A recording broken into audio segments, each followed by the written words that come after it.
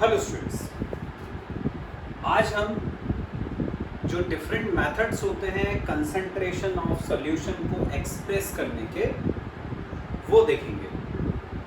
हम इसमें से जो पहले 3 मेथड्स थे, मास परसेंटेज, पार्ट्स पर मिलियन और मोलैरिटी, ये हम अपनी पिछली क्लास में पढ़ चुके हैं। आज मैं मोलैरिटी के बाद वाला जो अगला मेथड है नॉर्मेलिटी वो बता। Method number 4 normality. सबसे पहले इसकी डेफिनेशन देख लें अपन। It is the number of gram equivalents of solute dissolve per litre of solution. इसी को फॉर्मूले के फॉर्म में लिखना है तो ऐसे लिखते हैं, normality equal to number of gram equivalents of solute ऊपर, अपॉन में volume of solution in litre ये नीचे। ये बन गया नॉर्मेलिटी का फॉर्मूला। नॉर्मेलिटी की यूनिट होती है एन, कैपिटल एन। जैसे तुम्हें याद हो यदि, तो मोलैरिटी की यूनिट थी एम, कैपिटल एम। वैसे नॉर्मेलिटी को अपन एन से रिप्रेजेंट करते हैं। अब ये जो नंबर ऑफ ग्राम इक्विवेलेंट्स हैं, इसका भी एक अलग से फॉर्मूला होता है। Number of gram equivalents of solute है, ऑफ सॉल्यूट। इसका फॉर्मूला होता है मास of solute upon gram equivalent mass of solute.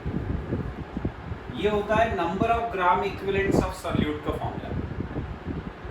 तो अपन क्या करते हैं, ये वाले जो पूरी वैल्यू है उसको हम नंबर ऑफ ग्राम इक्विवेलेंट्स की जगह पर यहां सब्स्टिट्यूट करते हैं। तो नॉर्मेलिटी का फॉर्मूला बन जाएगा नॉर्मेलिटी इक्वल टू, इस पूरी वैल्यू को हमने यहां रखा इसकी जगह, तो ये बन गया mass of solute upon gram equivalent mass नीचे, upon gram equivalent mass of solute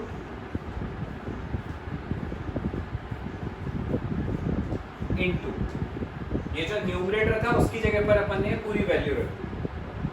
ये जो नीचे volume of solution in litre लिखा हुआ था, ये जैसा था वैसे के वैसी कॉपी कर देते हैं, into volume of solution in litre. ये बन गया नॉर्मेलिटी का दूसरा फॉर्मूला।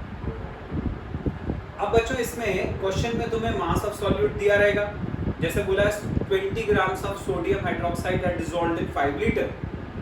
तो 20 gram of sodium hydroxide, solute का मास हो गया 20, वो अपन यहाँ रख देंगे। Dissolved in 5 litres of water, volume of solution हो गया 5 लीटर। अब प्रॉब्लम है इस ग्राम इक्विवेलेंट मास की। हमें ये सोचना है कि अपन ये जो ग्राम इक्विवेलेंट मास है उसको कैसे कैलकुलेट करते हैं। तो ग्राम इक्विवेलेंट मास को कैलकुलेट करने का अलग से फॉर्मूला होता है। ग्राम इक्विवेलेंट मास होता है मॉलिक्यूलर मास अपॉन बेसिसिटी और एसिडिटी। अब इसका मतलब समझते हैं। बेसिसिटी का मतलब होता है बच्चों, number of H+ ions given by N acid. कोई एसिड आयनाइज होने के बाद जितने H+ आयन देता है वो उसकी बेसिसिटी कहलाती है। जैसे कि एग्जांपल HCl है, जब ये आयनाइज होता है, ब्रेक होता है अपने आयंस में, तो ये बनाता है H+ और Cl- आयंस। तो कितने H+ दिए उसने? 1। तो अपन बोलेंगे इसकी बेसिसिटी 1 है। बेसिसिटी 1 है तो अपन इसको मोनोबेसिक एसिड बोलते हैं। मोनोबेसिक एसिड मतलब it has basicity 1। Sulphuric acid का एग्जांपल है H2SO4, हाइड्रोजन 2 है तो ये बनाता है 2H प्लस आयंस और एक SO4 2 minus ions. H plus 2 दे रहा है तो अपन बोलेंगे इट इज डाईबेसिक, ये डाईबेसिक एसिड कहलाता है। ठीक है, तो बेसिसिटी का मतलब कि कोई एसिड अपने सॉल्यूशन के अंदर जितने H प्लस आयंस देता है वो उसकी बेसिसिटी कहलाती है। एसिडिटी का मतलब देखें, एसिडिटी जो है ये होता है number of OH minus ions given by a base. कोई बेस सॉल्यूशन के अंदर कितने OH माइनस आयंस देता है, जैसे सोडियम हाइड्रोक्साइड NaOH, ये आयनाइज होगा, बनाएगा एक Na प्लस एक OH माइनस आयन, तो उसने 1 OH माइनस आयन दिया, मतलब कि इसकी एसिडिटी 1 हो गई। Calcium hydroxide CaOH whole twice, ये बनाएगा एक Ca2 प्लस आयन और 2 OH हैं तो 2 OH माइनस आयंस, मतलब इट हैज एसिडिटी 2, इसकी एसिडिटी 2 होगी। ठीक है, तो उल्टा रहता है, एसिड की बेसिसिटी होती है और बेस की एसिडिटी। ठीक है, तो एसिडिटी और बेसिसिटी समझ में आ। अब ग्राम इक्विवेलेंट मास कैसे निकालते हैं वो देखें। एक एग्जांपल है, जैसे मान लो अपन सल्फ्यूरिक एसिड का ग्राम इक्विवेलेंट मास निकालते हैं। ग्राम इक्विवेलेंट मास ऑफ H2SO4, तो ऊपर हम रखेंगे उसका मॉलिक्यूलर मास, H2SO4 का मॉलिक्यूलर मास, हाइड्रोजन का मास 1 into 2 plus sulphur 32, oxygen 16 into 4 64, ये अपन ने ऊपर रख दिया मॉलिक्यूलर मास। नीचे रखना है अपन को बेसिसिटी या एसिडिटी, पर अपन निकाल किसका रहे हैं ये ग्राम इक्विवेलेंट मास, sulphuric acid. Sulphuric acid acid है, एसिड की क्या होती है बेसिसिटी, और बेसिसिटी H2SO4 की अभी बताई मैंने, जितने उसने H प्लस दिए 2 अपॉन में 2, इसको सिंप्लीफाई करा 2 प्लस 32 34 प्लस 64 98 अपॉन 2 49, तो ग्राम इक्विवेलेंट मास सल्फ्यूरिक एसिड का 49 आ गया। अब यदि अपन को नॉर्मेलिटी निकालनी हो तो वो देखें अपन कैसे निकालते हैं। हमने नॉर्मेलिटी का फॉर्मूला पढ़ा, नॉर्मेलिटी था मास ऑफ सॉल्यूट अपॉन, नीचे था ग्राम इक्विवेलेंट मास और यहां पर था volume of solution in litre. अब इसमें वैल्यू रखें। सपोज ऐसे क्वेश्चन में बोला है कि अपन ने सॉल्यूशन के अंदर सल्फ्यूरिक एसिड के 98 ग्राम अपन ने डिसॉल्व करे, मान, तो क्वेश्चन में जो मास ऑफ सॉल्यूट दिया रहेगा, जैसे मान लो बोला 98 ग्राम, ये अपन ने मास ऑफ सॉल्यूट की जगह रख दिया 98, नीचे क्या रखना है gram equivalent mass. Gram equivalent mass of sulphuric acid अपन निकाल चुके 49, वो यहाँ रख दिया।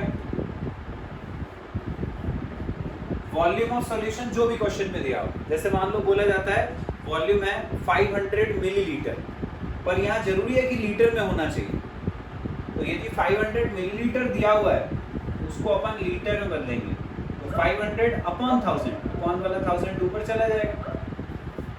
बस अब इसको सॉल्व करिए, 49 2 ज़ा 500 2 ज़ा 2 2 ज़ा 4, आ गई नॉर्मेलिटी। यूनिट उसकी n, कैपिटल N, ये अपना फाइनल आंसर। ठीक है, तो एक बार तुम्हें रिवाइज करवा देता हूँ। नॉर्मेलिटी के लिए ये फॉर्मूला अपन यूज करते हैं, मास ऑफ सॉल्यूट तुम्हें क्वेश्चन में दिया रहेगा, ग्राम इक्विवेलेंट मास तो इस फॉर्मूले से कैलकुलेट करोगे, उसको यहाँ रख दोगे, जो भी क्वेश्चन में वॉल्यूम दिया होगा लीटर में उसको अपन यहाँ रख देंगे, नॉर्मेलिटी की वैल्यू हमें पता चले। ठीक है, अब बच्चों नेक्स्ट मेथड है कंसंट्रेशन को एक्सप्रेस करने का, मोलालिटी। इसकी डेफिनेशन देखते हैं। It is the number of moles of solute dissolve पर केजी ऑफ सॉल्वेंट। फॉर्मूला देखें इसका, मोलालिटी होता है number of moles of solute upon mass of solvent in KG. अभी तक जो अपन ने दो मेथड पढ़े, मोलारिटी, नॉर्मेलिटी, दोनों में वॉल्यूम आता था, वो भी सॉल्यूशन का आता था इन लीटर, वो पूरे सॉल्यूशन का होता था। लेकिन यहाँ पर सॉल्वेंट का आता है और वो भी वॉल्यूम नहीं आता, मास आता है इन केजी। ये जैसे डेफिनेशन है बच्चों, मैंने बोर्ड पे लिखी है, इसको तुम्हें अपनी कॉपी में नोट करना है। उसके लिए तुम वीडियो पॉज करके बोर्ड के ऊपर जो कुछ भी लिखा है उसको अपनी कॉपी में नोट करते जाओ, ठीक है? इसी तरह से इसको अच्छे से समझ में आएगा। तो ये मोलालिटी की डेफिनेशन मैंने बताया। अब तुम जानते हो नंबर ऑफ मोल्स का फॉर्मूला अपन ने पढ़ा है। नंबर ऑफ मोल्स होता है मास अपॉन मॉलिक्यूलर मास। ये जो फॉर्मूला है नंबर ऑफ मोल्स का, इसको अपन यहां लगा दें तो molality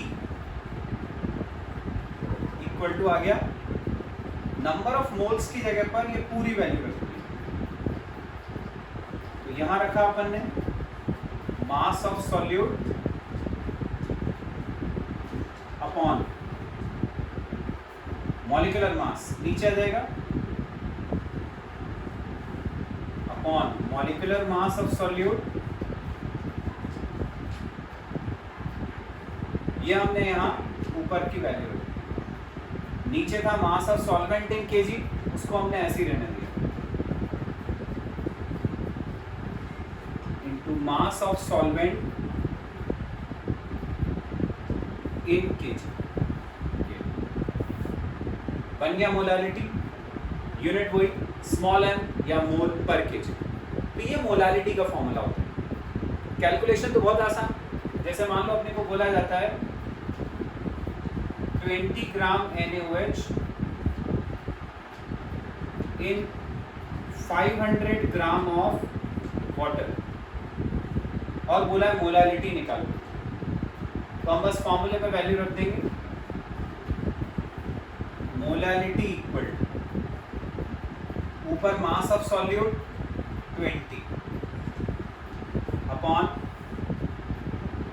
molecular mass of solute. Solute क्या है अपना NaOH, इसका मॉलिक्यूलर मास देखें कितना हो जाएगा। सोडियम का 23 होता है, ऑक्सीजन का 16, हाइड्रोजन का 1, टोटल 40। यहाँ मॉलिक्यूलर मास ऑफ सॉल्यूट की जगह 40 into mass of solvent in KG.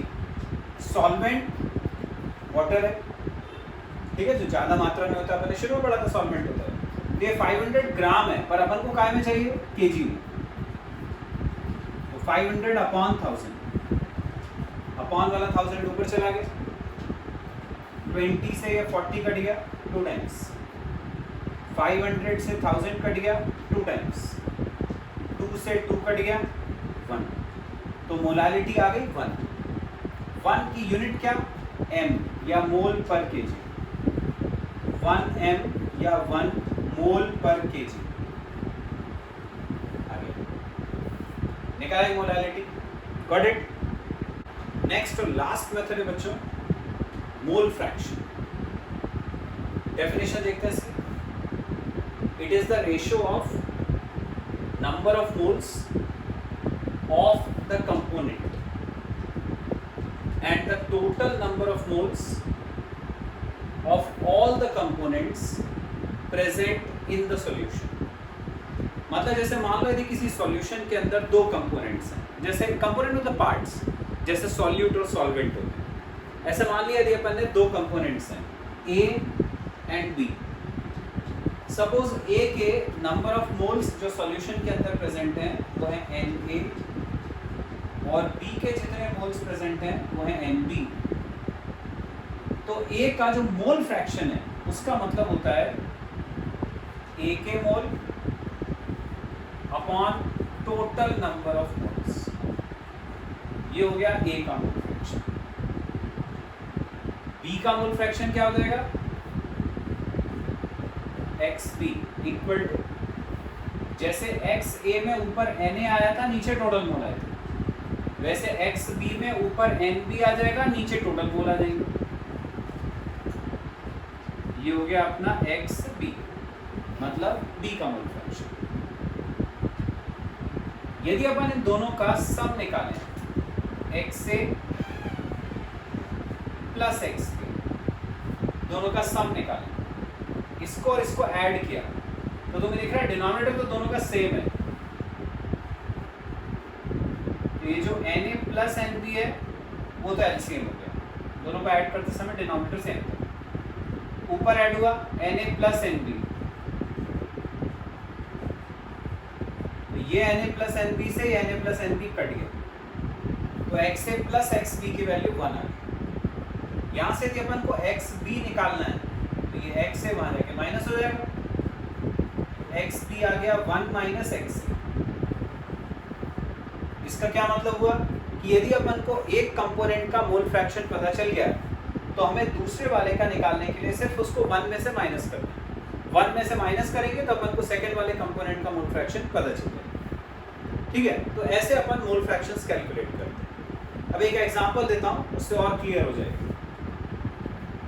Suppose अपन ने एक सॉल्यूशन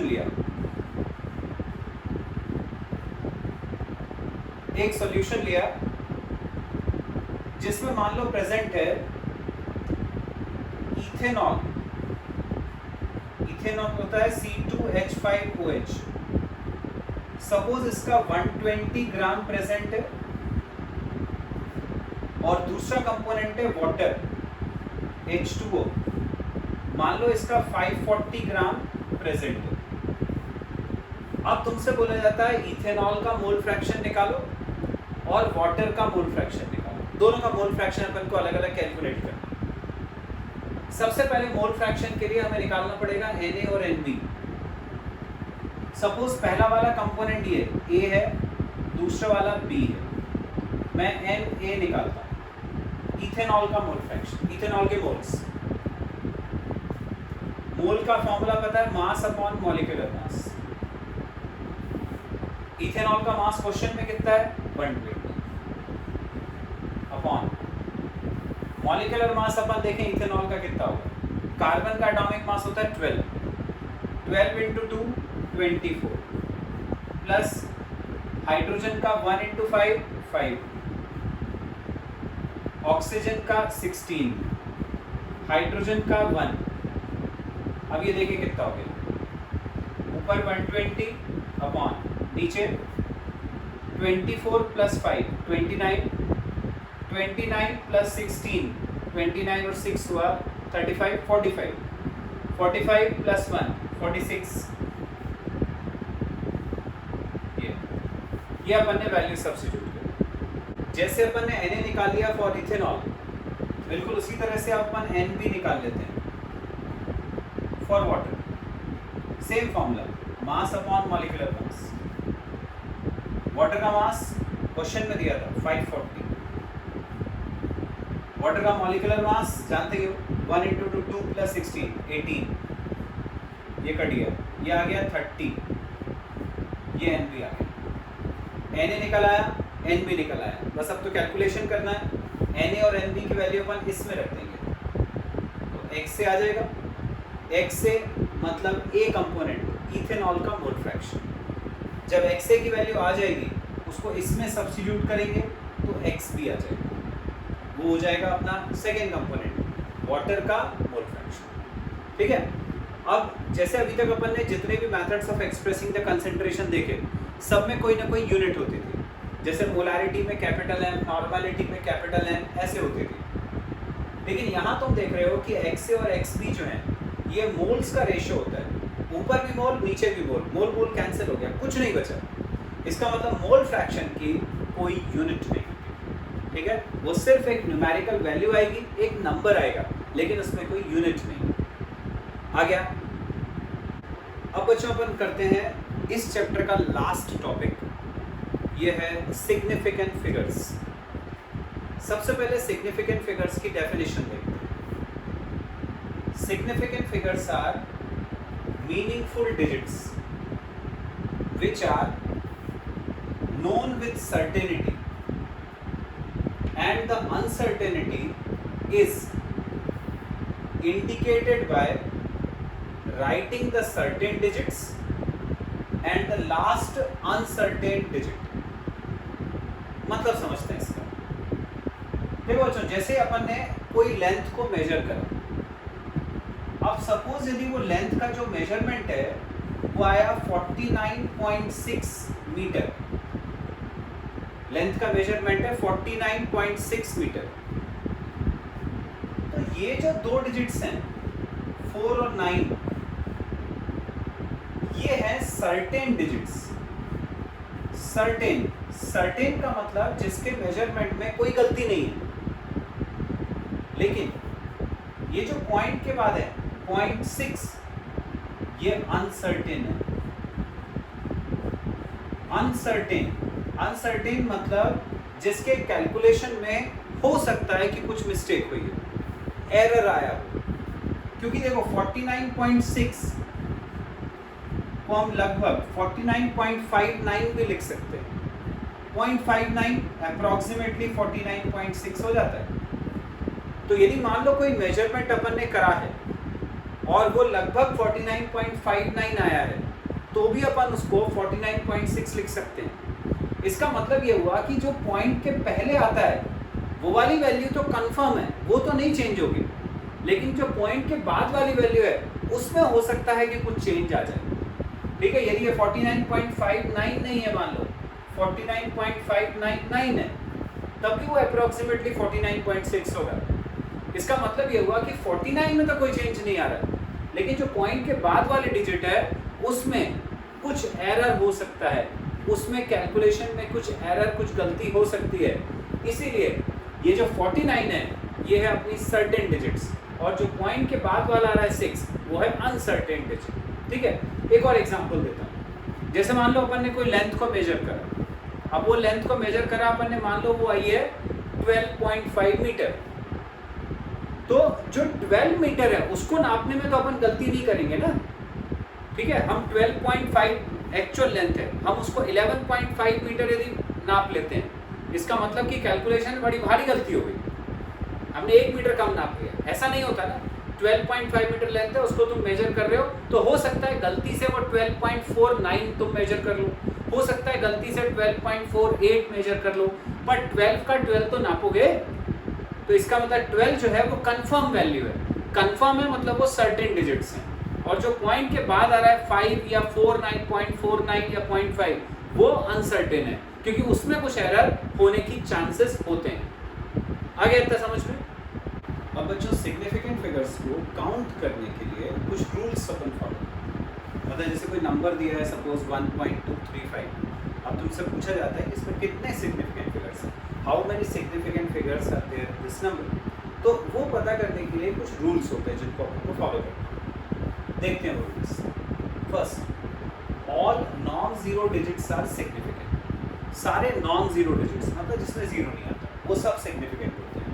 मतलब जैसे 125 है तो उसमें कितने डिजिट्स आए, 3, तीनों सिग्निफिकेंट कहलाएंगे, तो उसमें नंबर ऑफ सिग्निफिकेंट फिगर्स 3 होते हैं। जैसे यहाँ लिखा है मैंने एग्जांपल 235, इसमें significant figures 3। Second, zeros between two non zero digits are significant.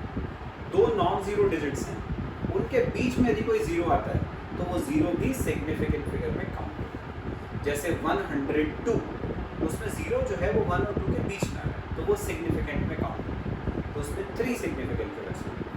जैसे मैंने एक एग्जांपल लिखा है यहाँ पे 1007, अब उसमें 2 जीरो आ रहे हैं पर 2 डिजिट्स के बीच में आ रहे हैं, तो वो सिग्निफिकेंट में काउंट होता है। तो यहाँ पे total significant figure 4। Next rule, trailing zeros. Trailing zeros मतलब पीछे आने वाले zeros are significant only if the digits contain a decimal point. मतलब यदि किसी नंबर में जीरो पीछे आता है तो वो जीरो जो है वो सिग्निफिकेंट फिगर में काउंट होगा, लेकिन सिर्फ तब जब नंबर में डेसिमल आ रहा है। यदि नंबर में डेसिमल नहीं है तो अपन उस जीरो को सिग्निफिकेंट फिगर्स में काउंट नहीं करेंगे। फॉर एग्जांपल जैसे 130, तो उसमें जो पीछे जीरो आ रहा है वो सिग्निफिकेंट में काउंट नहीं है, इसमें 1 और 3 दो ही सिग्निफिकेंट फिगर। पर यदि मान लो नंबर में डेसिमल आता है 1.30 है यदि, तो फिर उसमें 0 को भी सिग्निफिकेंट फिगर में काउंट करो। तो उसके इसमें 3 सिग्निफिकेंट फिगर है। जैसे यहाँ मैंने एक एग्जांपल दिया 1.560, क्योंकि यहाँ डेसिमल आ रहा है तो उसमें ये वाला 0 सिग्निफिकेंट फिगर में काउंट होगा, तो इसमें 4 सिग्निफिकेंट फिगर्स है। पर 250 इसमें डेसिमल नहीं है, तो हम इसमें 0 को सिग्निफिकेंट फिगर में काउंट नहीं करेंगे, तो इसमें 2 सिग्निफिकेंट फिगर्स है। Next, leading zeros are not significant. Trailing zeros मतलब जो पीछे आते हैं, लीडिंग जीरोस मतलब जो आगे आते हैं। लीडिंग जीरोस कभी सिग्निफिकेंट नहीं होते। यदि जीरोस सामने आ रहे मतलब शुरू में ही जीरोस आ रहे हैं, उसके पहले कोई डिजिट नहीं है, 10 समथिंग नहीं है, 00 समथिंग है, तो 0.05 में जैसे सामने जीरोस आ रहे हैं, तब ये वाले जीरोस हमें सिग्निफिकेंट फिगर में काउंट नहीं करते। मतलब इसके अंदर एक ही सिग्निफिकेंट फिगर होगा, that is 5। Next, counting numbers have infinite number of significant. Counting numbers मतलब जो अपने काउंटिंग में आते हैं 1 2 3 4 20 30 ऐसे, इनमें सिग्निफिकेंट फिगर्स इनफाइनाइट होते हैं। क्यों? क्योंकि इसमें तुम डेसिमल लगा के कितने भी नंबर लिख सकते हो। जैसे 2 है, 2 को अपन लिख सकते हैं 2.00000। अब मैंने क्या बताया था कि यदि डेसिमल आता है तो अपन को सारे सिग्निफिकेंट फिगर काउंट करते हैं। तो यदि यहाँ डेसिमल लगा दिया अपन ने, अब तो यहाँ तुम कितने भी 0 लगा सकते हो, तो उसके अंदर significant figures infinite. Next, in scientific notation all digits are significant. Scientific notation में यदि कोई नंबर लिखा है, साइंटिफिक नोटेशन ऐसा होता है 10 की पावर समथिंग, जैसे ये 4.01 × 10⁻²।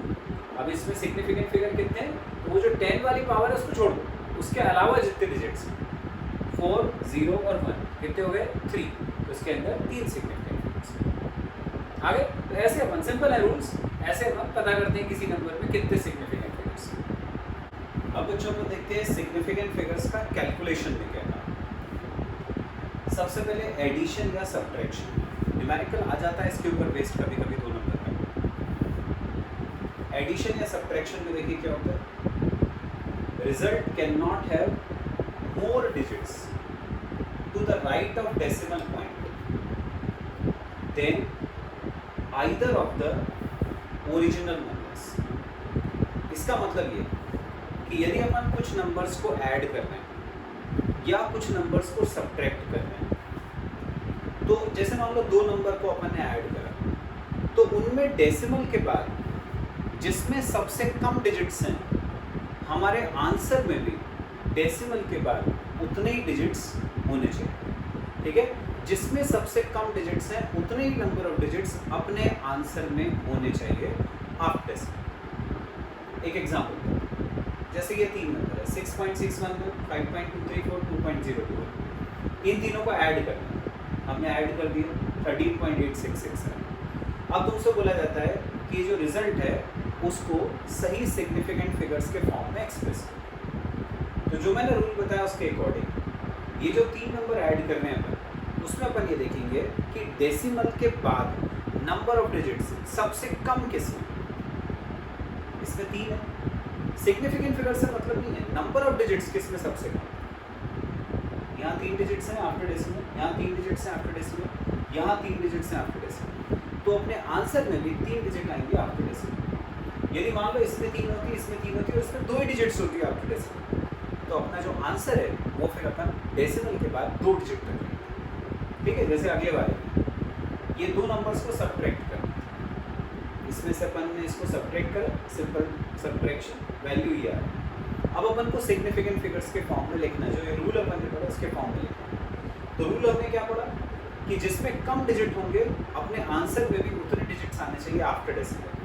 इसमें देखो कितने डिजिट्स हैं 2, इसमें कितने हैं 1 2 3 4 5 डिजिट हैं आफ्टर डेसिमल, इसमें 5 है, इसमें 2 हैं, तो अपने को आंसर डेसिमल के बाद 2 प्लेस तक लिखना है। डेसिमल के बाद 2 प्लेस तक आंसर लिखना है, पर एक्चुअल आंसर तो ये आया था, हमें डेसिमल के बाद 2 प्लेस तक चाहिए, तो इन प्लेसेस को जो पीछे आ रही हैं उनको छोड़ना पड़ेगा। अब देखो छोड़ने में रूल होता है, यदि जिस नंबर को अपन छोड़ रहे हैं यदि वो नंबर 5 से छोटा है तो उसको ऐसे ही छोड़ दो, कोई दिक्कत नहीं है। यदि वो 5 से बड़ा है तो तो उसको छोड़ने पर ये पहले वाला नंबर 1 से बढ़ जाएगा। तो हमने पहले 6 को छोड़ा, तो ये हो गया 8.2347। इसको छोड़ा तो ये 7 हो गया। अब इसको छोड़ना है, इसको छोड़ेंगे यदि तो ये वाला फिर 1 से बढ़ जाएगा, क्योंकि अपन जिस नंबर को छोड़ रहे हैं वो 5 से बड़ा है। तो ये 8.235 हो गया। अब हमें तो डेसिमल के बाद 2 प्लेस तक आंसर चाहिए। डेसिमल के बाद 2 प्लेस थी इसमें, मतलब अपन को बस यहाँ तक चाहिए, ये 5 भी नहीं चाहिए, उसको भी छोड़ना है। अब मैंने क्या बोला कि यदि नंबर 5 से बड़ा है जिसको अपन हटा रहे हैं, तो उसके पहले वाला 1 से बढ़ जाता है।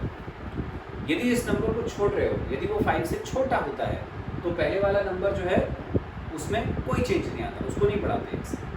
पर यहाँ पे जो नंबर है तो 5 ही है, ना 5 से बड़ा है ना 5 से छोटा है। तो फिर अपन ये देखते हैं कि उससे पहले वाला नंबर ऑड है कि इवन है। यदि उससे पहले वाला नंबर इवन है तो कोई चेंज नहीं आता, पर यदि उससे पहले वाला नंबर ऑड है तो वो 1 से बढ़ जाएगा। यदि अपन इसको छोड़ेंगे तो ये वाला नंबर 1 से बढ़ जाएगा। इसका मतलब ये वैल्यू हो जाएगी अपनी 8.24। यदि हमने ये 5 को छोड़ा तो ये नंबर 1 से बढ़ गया।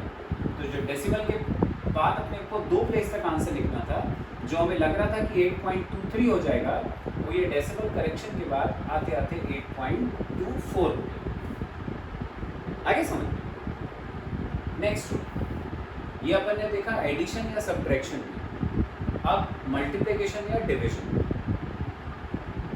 The result must be reported with no more significant figures as are there in the measurement with the least significant figures. इसमें significant figures हैं, ऊपर वाले में डेसिमल के बाद वाले डिजिट्स हैं। तो इसमें अपन को क्या देखना है कि जब अपन 2 नंबर को मल्टीप्लाई या डिवाइड करेंगे, तो जिसमें सबसे कम सिग्निफिकेंट फिगर्स हैं, हमारे आंसर में भी उतने सिग्निफिकेंट फिगर आने चाहिए। जैसे ये 2 नंबर को इंटू करो, मल्टीप्लाई करके ये वैल्यू आ रही है।